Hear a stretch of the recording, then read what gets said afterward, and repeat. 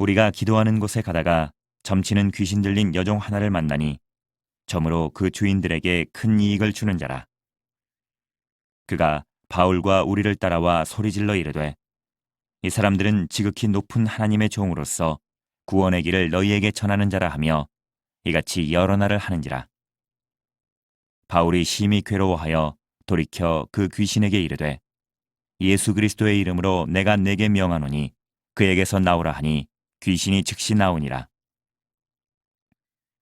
여종의 주인들은 자기 수익의 소망이 끊어진 것을 보고 바울과 실라를 붙잡아 장터로 관리들에게 끌어갔다가 상관들 앞에 데리고 가서 말하되 이 사람들이 유대인인데 우리 성을 심히 요란하게 하여 로마 사람인 우리가 받지도 못하고 행하지도 못할 풍속을 전한다 하거늘 무리가 일제히 일어나 고발하니 상관들이 옷을 찢어 벗기고 매로 치라 하여 많이 친 후에 옥에 가두고 간수에게 명하여 든든히 지키라 하니 그가 이러한 명령을 받아 그들을 깊은 옥에 가두고 그 발을 착고에 든든히 채웠더니 한밤중에 바울과 실라가 기도하고 하나님을 찬송하며 죄수들이 듣더라.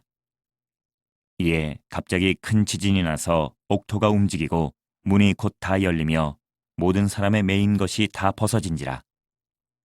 간수가 자다가 깨어 옥문들이 열린 것을 보고 죄수들이 도망한 줄 생각하고 칼을 빼어 자결하려 하거늘 바울이 크게 소리질러 이르되 내 몸을 상하지 말라 우리가 다 여기 있노라 하니 간수가 등불을 달라고 하며 뛰어들어가 무서워 떨며 바울과 실라 앞에 엎드리고 그들을 데리고 나가 이르되 선생들이여 내가 어떻게 하여야 구원을 받으리이까 하거늘 이르되 주 예수를 믿으라 그리하면 너와 내 집이 구원을 받으리라 하고 주의 말씀을 그 사람과 그 집에 있는 모든 사람에게 전하더라. 그 밤 그 시각에 간수가 그들을 데려다가 그 맞은 자리를 씻어주고 자기와 그 온 가족이 다 세례를 받은 후 그들을 데리고 자기 집에 올라가서 음식을 차려주고 그와 온 집안이 하나님을 믿음으로 크게 기뻐하니라. 독일에 대기근이 닥친 적이 있었습니다. 그래서 많은 사람들이 굶주리던 시절에 부자 한 명이 그 굶주리는 모습을 보고 내가 이대로 있으면 안 되겠다라고 생각하고 가장 굶주림에 취약한 사람들이 어린 아이들이잖아요. 그 아이들을 돕기로 결단을 했어요. 그리고 이 아이들에게 무엇으로 도울까 하다가 빵을 하나씩 매일 나눠주자라고 생각을 했습니다. 이 소식을 들은 동네 애들이 부자 집으로 가득 모였어요. 부자는 모여든 아이들에게 빵이든 봉지를 하나씩 나눠줬습니다. 근데 봉지를 이렇게 보면은 그 봉지 안에 들어있는 빵이 큰지 작은지 알 수 있잖아요. 그러니까 아이들끼리 큰 빵을 차지하려고 난리가 난 거예요.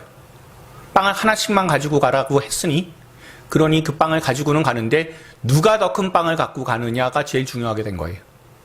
그러니까 아이들이 조금이라도 더 큰 빵 가지고 가려고 난리가 났습니다. 집에 굶고 있는 동생들이 있으니까 내가 큰 빵 가져가야 된다고. 일주일 내내 내가 굶었으니까 내가 큰 빵 갖고 가야 된다고. 그렇게 자기 사정을 소리치면서 아이들이 하나씩 하나씩 다 빵을 가지고 가게 되었습니다. 그러면 제일 마지막에는 어떤 빵이 남았을까요? 예, 작은 빵. 그런 빵이 하나 남은 봉지가 남았어요. 그런데 그 마을에 아주 작은 소녀인 그레첸이라고 하는 아이가 살고 있었답니다. 이 아이가 마지막에 이 작은 빵을 들고 가면서 이 부자한테 아저씨 정말 감사합니다 라고 그렇게 얘기하고 돌아갔대요.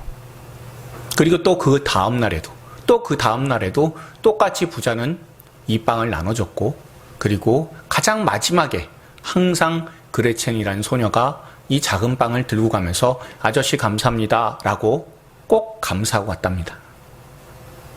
그런데 어느 날 똑같이 빵을 나눠주고 있는데 그런데 이 그레첸이 또 감사합니다 하고 빵을 갖고 가는 도중에 크기는 똑같은 것 같은데 여느 때보다 빵이 좀 묵직하게 느껴졌다는 거예요. 그래서 집에 가가지고 그 어머니하고 같이 이렇게 빵을 갈라보니까 그 안에 은화 6잎이 들어있었다는 겁니다. 이야기를 들은 그리고 그 상황을 다 본 그레첸의 어머니가 야 이거 빨리 갖다 돌려드려야 된다라고 그렇게 얘기를 해줘서 그래서 그레첸이 은화 6잎을 들고 이 부자 아저씨를 다시 찾아갔습니다. 그래서 부자 아저씨한테 이거 잘못 들어있다고, 이거 돌려드리러 왔다라고 얘기를 하니까 부자 아저씨가 빙그레 웃으면서 그 돈은 감사하는 사람에게 주는 작은 선물이란다 라고 얘기를 해주었다고 합니다. 우리에게도요, 감사가 있을 때 우리의 삶은 더 풍성하게 채워지게 돼요. 그리고 또한 우리의 감사를 통해서 하나님의 일하심을 우리는 분명히 보게 됩니다. 저와 여러분 모두가요, 감사가 앞설 수 있는 하나님의 사람들이 다 되기를 바랍니다. 그래서 감사함으로 하나님의 은혜가 충만케 되는 우리 성도님들이 다 되기를 주님의 이름으로 축원드립니다. 자, 오늘 본문은 사도행전입니다. 그리고 사도 바울이 처음으로 복음을 들고 빌립보라는 지역, 그러니까 이 유럽이라는 지역에 나아가게 된 그때의 이야기가 오늘 본문의 내용이에요. 제가 지지난주에도 말씀을 드린 것처럼 사도행전은요, 예수님께서 승천하시고 또한 성령께서 오셔서 이 땅의 교회를 이루어 나가시는 과정이 기록되어 있는 것이 바로 사도행전입니다. 가장 중심이 되는 구절 우리가 다시 한번 읽어보도록 할게요. 우리가 사도행전 1장 8절의 말씀을 함께 읽겠습니다. 오직 성령이 너에게 임하시면 너희가 권능을 받고 예루살렘과 온 유대와 사마리아와 땅끝까지 이르러 내 증인이 되리라 하시니라. 아멘. 이 말씀의 핵심 말씀이고요. 그리고 이 말씀이 구체적으로 어떻게 하나하나 이루어지느냐라는 것이 다 기록되어 있는 것이 사도행전이에요. 사도 바울은요, 1차 선교 여행을 무사히 잘 마쳤습니다. 그리고 2차로 선교 여행을 떠나게 되었습니다. 선교 여행을 떠나게 되면서 목표가 소아시아 지역, 그리고 중심 지역은 아마 에베소가 아니었을까 생각을 해요. 거기에 복음을 전하는 것이 목표가 되었습니다. 하지만 하나님께서요, 아시아 지역에 복음을 전하는 그것을 바라지 않으셨어요. 그래서 무시아라는 곳까지, 바닷가까지 이르게 됐고, 그리고 이 바닷가까지 이르자 그때의 환상을 하나 보게 돼요. 마케도니아 사람 한 사람이 꿈에 나타나서, 그래서 건너와서 우리를 도우라 라고, 꼭 우리를 도와줘야 된다라고 하는 환상을 보게 되어서, 그래서 바다를 건너가게 됐어요. 그리고 건너가서 저 빌립보라는 지역에서 발생한 일이 오늘 본문의 내용입니다. 근데 사도 바울이 건너오기는 왔는데요, 그런데 문제가 있어요. 도저히 복음을 전할 수 있는 형편이 아니었다라는 거예요. 그동안 사도 바울은요, 어디 가서 복음을 전했냐면 유대인의 회당을 중심으로 해서 복음을 전하게 됐습니다. 유대인의 회당에서 복음을 전할 수 있었던 이유가 뭐냐면, 그 당시에 사도 바울이 가말리엘이라고 하는 아주 유명한 그런 학자의 제자이기 때문에, 그리고 그렇게 유명한 학자의 제자 정도 되면 회당에서 설교할 수 있는 권한이 주어져요. 그래서 그때 나아가서 구약 말씀을 풀어주고, 이 말씀은 오직 예수 그리스도를 위한 말씀이다, 증거하기 위한 말씀이다 라고 그렇게 복음을 전하게 됨으로써 사람들이 그 복음을 듣고 하나님께로 나오게 하는 그런 것들이 보통 사도 바울이 복음을 전하는 방법이었습니다. 그런데 유럽 땅이에요. 그리고 저기로 건너가니까 회당이 없어요. 회당에서 복음을 전할 수 있는 접촉점이 생기게 됐는데요.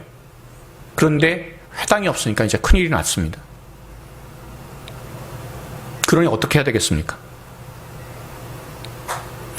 십자가 복음에 대한 접촉점이 하나도 없기 때문에 정말 힘든 상황이 되었을 때, 그때에 정말 까다로운 그런 일들이 발생했다는 것을 우리가 생각해 볼 수가 있어요.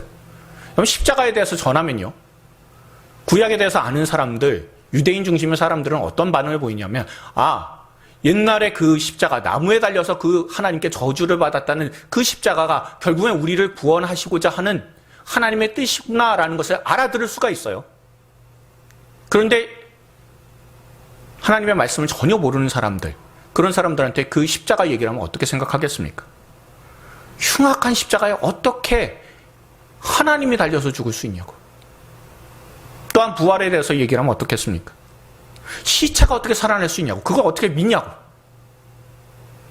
게다가 하나님 한 분이시다라고 분명히 전하면 그러면요, 사람들이 세상에 이렇게 많은 우상들이 있고 많은 신들이 있는데 어떻게 하나님이 한 분밖에 없냐라고 반발할 수밖에 없습니다.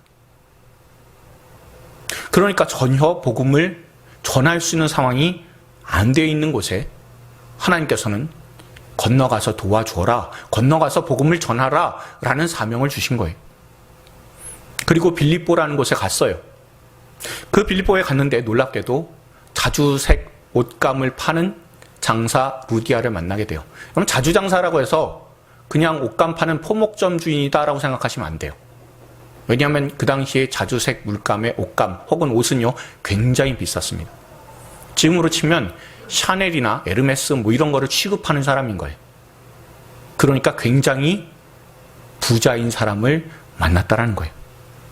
그 사람을 만나서 복음을 전하게 되었으니 얼마나 놀랍습니까? 그리고 이렇게 하나님께서 예비하셨으니까 우리를 건너와서 도우라 라고 환상으로 불러주셨구나 라고 굉장히 기뻐했을 거예요. 그러니까 모든 게 다 술술 잘 풀려나가는 것 같은 그런 느낌이 들었을 겁니다. 그런데 그때 문제가 하나 발생하게 돼요. 본격적으로 복음을 전하기 위해서 그래서 이제 기도로 준비를 해야 되는 거예요. 자, 기도로 준비하고자 기도처로 나아가고 있는데 그때에 누가 나와요? 귀신 들린 여종 하나가 등장을 해요. 여기 귀신 들렸다고 해서 이상하게 생각하시는 게 아니라 신내렸다 생각하시면 돼요. 그렇기 때문에 점치는 사람이에요. 그리고 이 여종에게는 주인이 있어요. 주인들이 있어서 그래서 이 여종한테 점치는 것을 관리를 하고 그리고 돈은 자기들이 취하는 그런 주인들이 있었습니다.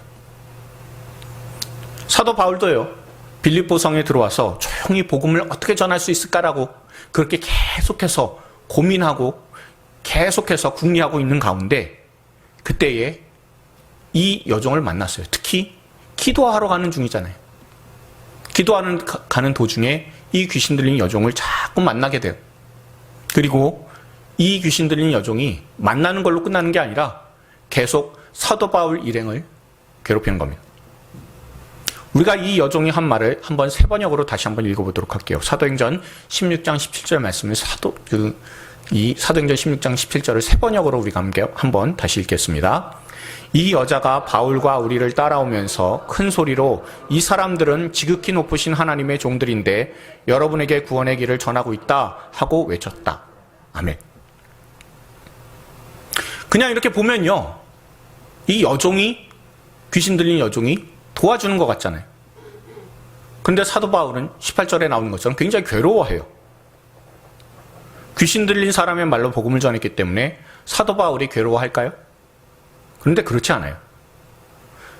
여기에 나오는 이 말씀처럼 하나님이 누구냐라는 문제가 생기게 돼요. 이 귀신 들린 여종의 이야기를 들은 당시 사람들, 빌립보 성에 있는 사람들은 뭐라고 생각했겠습니까? 하나님이 여호와 하나님일까요? 예수 그리스도일까요? 아니에요. 아마도 그들이 섬기는 제우스로 생각했을 가능성이 가장 높습니다. 그러니까 복음을 전한 것 같지만 사실은 우상을 전하는 그런 상황이 돼요. 그러니까 사도 바울도 계속해서 방해가 되는 거예요. 그러니까 참다가 못해서 악한 귀신을 여종에게서 내쫓아버렸습니다. 그러면 우리가 오늘 본문 말씀을 끝까지 다 읽지 않았다라는 것을 우리가 생각을 한번 해보고요. 그리고 나서 그 다음에 어떤 내용이 이어질까라는 것을 우리가 기대해 볼 수 있길 바라요. 내쫓았어요. 그럼 그 다음에 무슨 내용이 이어져야 됩니까? 놀라운 역사잖아요. 귀신이 쫓겨나간 놀라운 역사가 나타났으니까 이 여종은 사도 바울 앞에 무릎을 꿇고 예수 그리스도를 믿겠다라고 하고 그리고 이 여종에게 점치게 했었던 주인들도 다 나와서 놀라운 기적을 보고 사도 바울 앞에 하나님을 믿겠다라고 그리고 많은 사람들이 놀라운 이 기적을 보면서 그러면서 복음이 더 전파가 잘 될 수 있는 계기가 마련될 것이다 라고 우리는 생각하기가 쉽잖아요.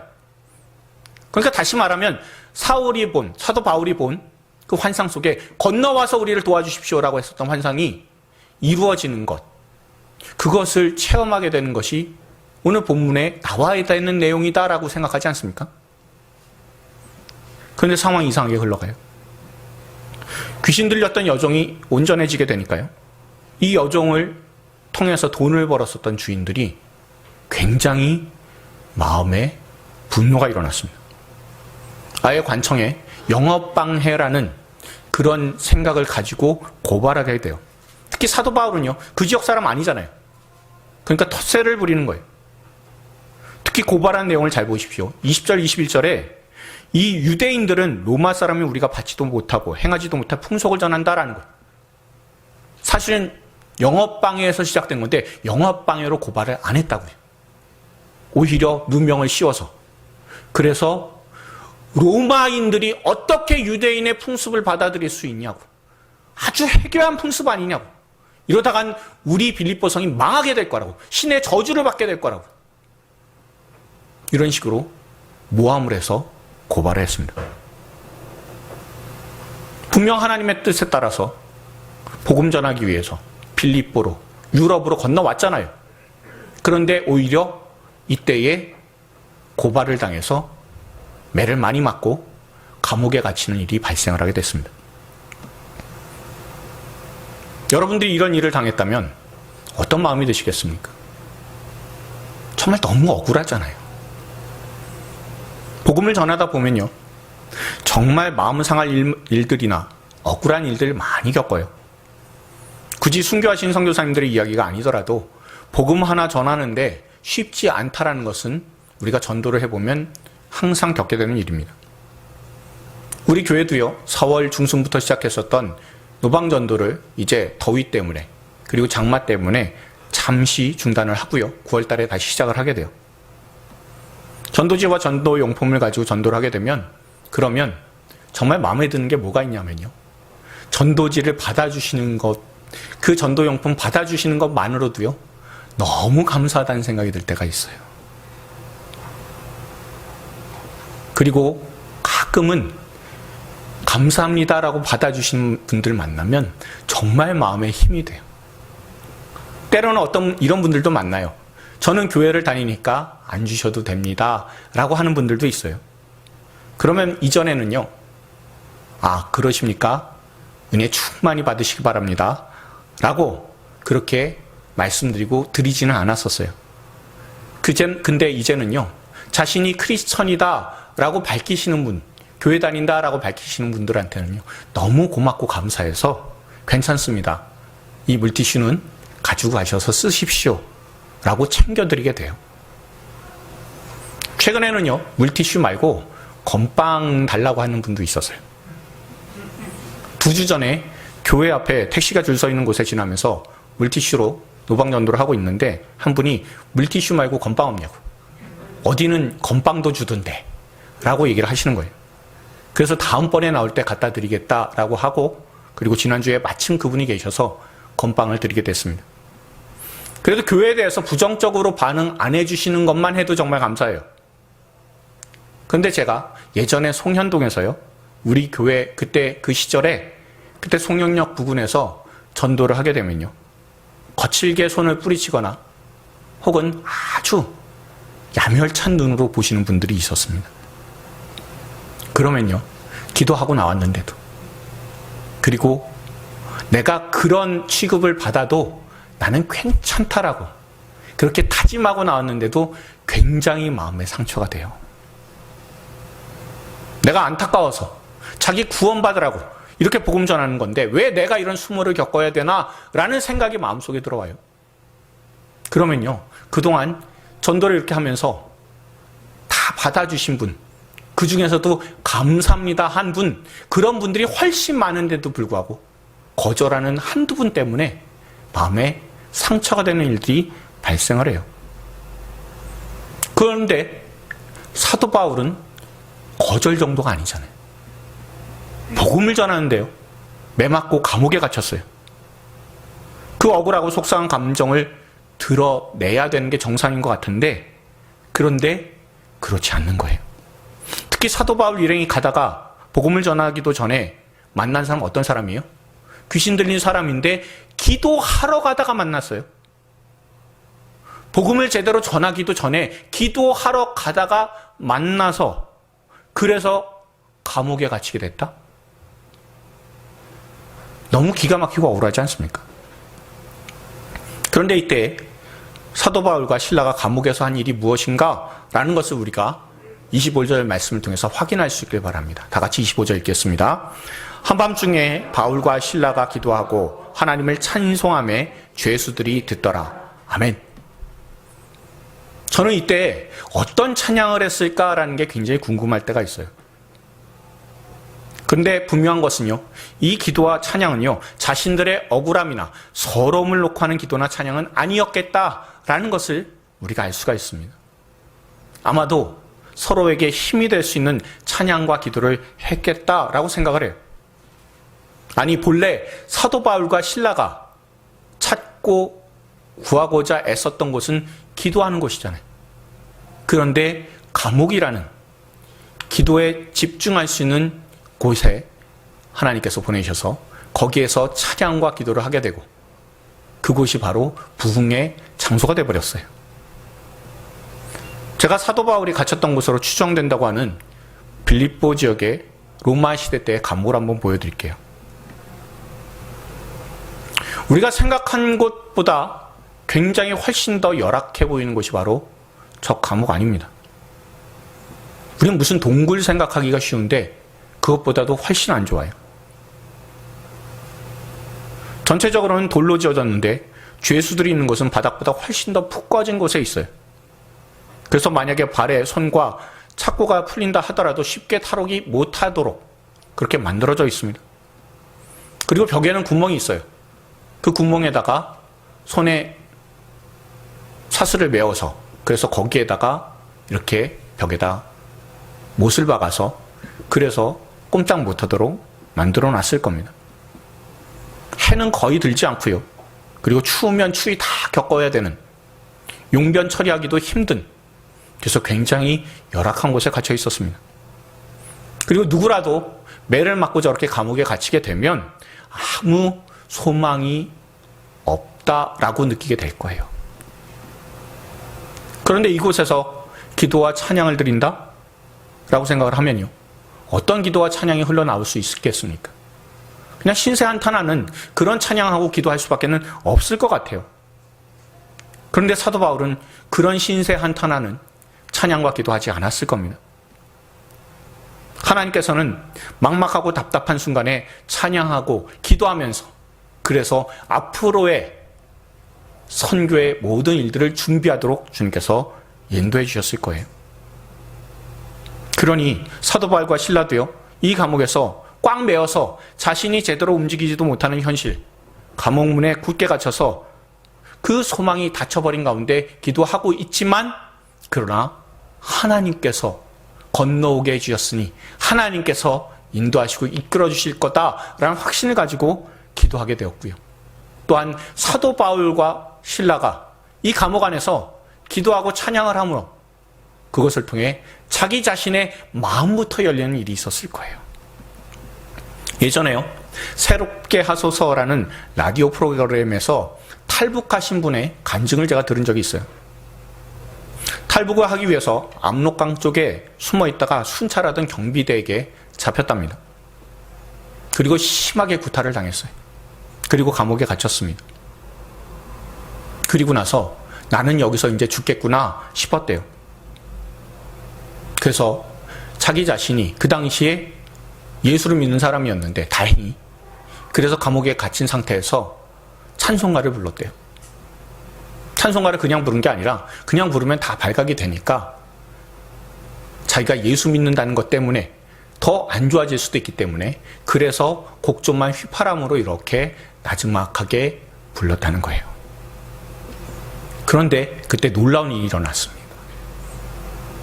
감옥 저편에 구석에서 자기가 찬송가를 휘파람으로 부르니까 똑같이 따라 부르는 그런 사람이 한 명 더 있었다는 거예요. 그 휘파람 소리를 듣는데요, 내가 분노하고 탄식하고 절망 가운데 있었는데 근데 그때부터 이상하게 마음에 평안이 찾아오기 시작하더라는 겁니다. 그리고 이제 날이 밝았어요. 그리고 총살당해서 죽겠구나 싶은데 이상하게 간수가 자기를 부르더니 매를 많이 때리더래요. 그리고는 다시 잡히면 정말 죽일 거라고 그렇게 하고 석방시켜줬다는 거예요. 그리고 나서 1년 반이 지나서 우연한 좋은 기회가 생겨서 한국에 오게 되었다라는 간증을 제가 들은 적이 있어요. 그러나 여러분들 꼭 기억하십시오. 찬송과 기도에는 힘이 있습니다. 무엇보다도 찬송하고 기도하는 우리 자신의 그 마음이 열리는 힘이 있어요. 다 막히고 힘든 것 같은데 기도하고 찬양하면 우리의 마음과 생각을 하나님께서 열어주세요. 그리고 찬송은 곡조가 있는 기도잖아요. 그러니까 기도를 계속하게 됨으로 말미암아 그때에 하나님께서 힘주시고 능력 베풀어 주세요. 은혜 받을 수 있는 마음 자세를 하나님께서 만들어 주세요. 제가 정말 힘들었었던 시절에 가장 많이 불렀었던 찬양이 바로 아무것도 두려워 말라라는 찬양이었습니다. 우리의 주변 환경이, 상황이, 사람이 변하기를 기대하면서 우리는 기도하고 찬양할 때가 참 많아요. 그러나 제일 중요한 것은 기도와 찬양을 통해서 내 마음이 열리는 변화가 일어난다는 것을 여러분 꼭 기억하십시오. 그리고 내가 변하고 내 마음이 열려서 하나님께 더욱더 큰 은혜를 받을 준비가 된다는 것을 여러분들 꼭 기억하시고 늘 답답할 때, 억울할 때, 막막할 때 찬양과 기도로 하나님께 나아가 저와 여러분들의 마음이 열리는 축복이 있기를 주님의 이름으로 축원드립니다. 또한 우리 안에 찬양과 기도가 우리를 변화시키게 되면, 즉 우리의 마음과 생각이 열리면 우리가 어떤 일을 겪게 되는지 오늘 본문은 우리에게 잘 알려줘요. 성경에서요, 찬양하고 기도한다는 것은 하나님께 감사드린다라는 거예요. 우리가 이 말씀 한번 읽어보겠습니다. 시편 50편 23절 말씀입니다. 감사로 제사를 드리는 자가 나를 영화롭게 하나니 그의 행위를 옳게 하는 자에게 내가 하나님의 구원을 보이리라. 아멘. 행위를 옳게 한다는 것은 하나님께 감사한다는 거예요. 하나님께 감사하면서 찬양하고 기도하면 하나님께서 구원을 보여주신다 약속하셨어요. 그리고 그렇게 찬양하고 기도를 통해 하나님께 감사를 드리니까 뭐가 일어나요? 지진이 일어나게 돼요. 땅이 흔들리게 됩니다. 그 지진이 그냥 단순한 지진이 아니라 정말 크게 흔들려서 그래서 어느 정도 벽이 주저앉아요.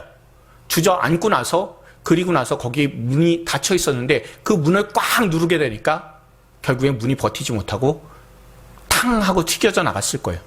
옥문이 열리게 된 겁니다. 그리고 아까 말씀드린 것처럼 벽에다가 못을 박아서 사슬을 거기다 걸어놨다 그랬잖아요. 너무 지진이 심하게 나서 그 벽에 있었던, 박혀 있었던 쇠못도 다 빠지게 된 거예요. 그러니 이제 자유롭게 됐습니다. 기도와 찬양을 통해서 사도 바울과 신라의 마음이 열리니까 이제 뭐가 열려요? 옥문이 열려요. 상황이 바뀌어요. 26절에 옥토가 움직일 정도로 지진이 심하게 났어요. 아마 감옥의 간수들도요, 그 자리를 피해서 대피했을 겁니다. 여기 있으면 죽겠다 싶었을 거예요. 다들 예상해. 감옥이 다 무너져 내렸을 것이다 라고 생각했을 거예요.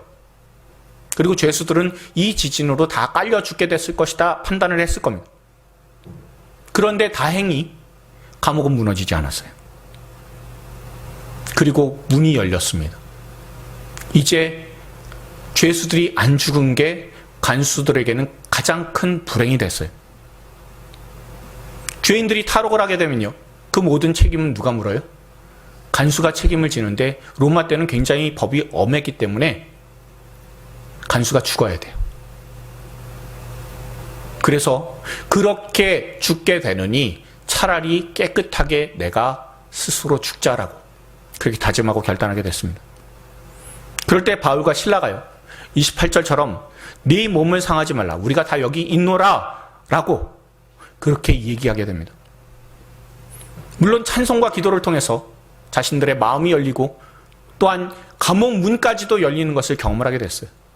그러면 어떻게 생각을 합니까?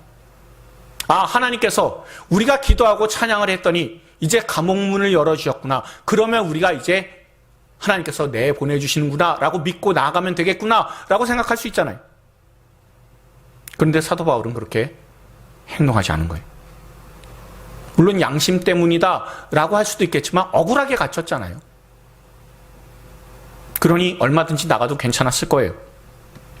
그런데 사도 바울과 실라가 나가지 않은 이유가 있을 거예요. 왜요?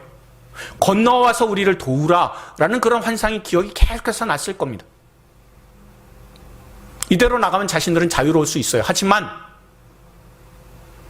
간수는 돕지 못해요.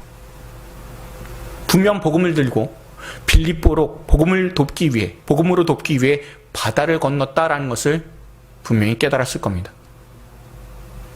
사도 바울과 실라가 몸을 상하게 하지 말라고, 우리 도망 안 가고 다 여기 있으니까 안심하라 라는 말을 들었을 때 그럼 간수는 얼마나 놀랍고 반가웠겠습니까? 간수의 입장에서는요, 빌립보 감옥 문이 열리게 된 것보다 더 놀라운 기적이 일어난 거예요. 그러니까 어떻게 구원을 받아야 됩니까? 라고 그렇게 나와서 질문하게 됩니다. 그리고 빌립보 그 감옥 간수의 마음이 열려서요, 사도 바울과 실라를 다 초청을 하고, 그리고 세례를 받으면서 주 예수를 믿으면 너와 네 집이 구원을 얻으리라 라는 말씀을 듣고 모두가 구원받게 되어서 감사하고 기뻐하게 되었다. 그리고 또한 이 빌립보 감옥 간수와 루디아를 통해서 빌립보에 교회가 생겨나게 되었다라는 것을 우리가 오늘 말씀을 통해서 알게 돼요. 최근에 우리 교회가 후원하는 카자흐스탄의 한순기 오문화 선교사님 만났습니다. 그리고 정말 놀라운 소식을 제가 듣게 됐어요. 카자흐스탄의 오지를 찾아다니면서 구호 물품과 함께 복음을 전하는 사역을 하시고 계세요. 그런데 오지 마을에 갔는데 얼굴이 많이 상한 여인을 만나게 됐습니다. 제가 사진으로만 보여드리고 이름은 제가 말씀은 못 드려요. 왜냐하면 이 설교는 이렇게 녹화가 되잖아요. 그렇기 때문에 말씀드리지는 못해요.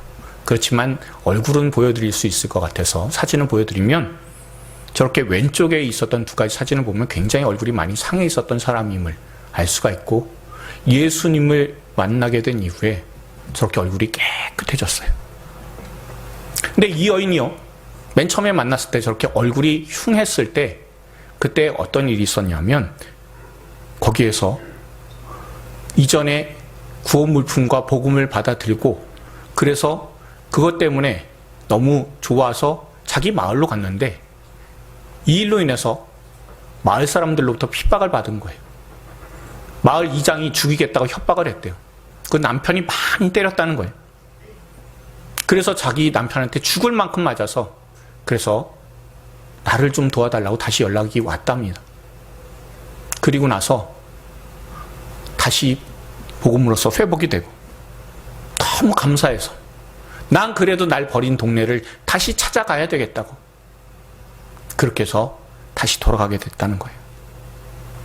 그런데 선교사님들이 이 자매가 너무 생각이 나잖아요. 혹시라도 다시 돌아가서 크게 폭행을 당하고 어려움을 당하면 어떡하나라는 걱정 때문에 차로 왕복 17시간이 되는 거리를 찾아가게 됐다는 겁니다.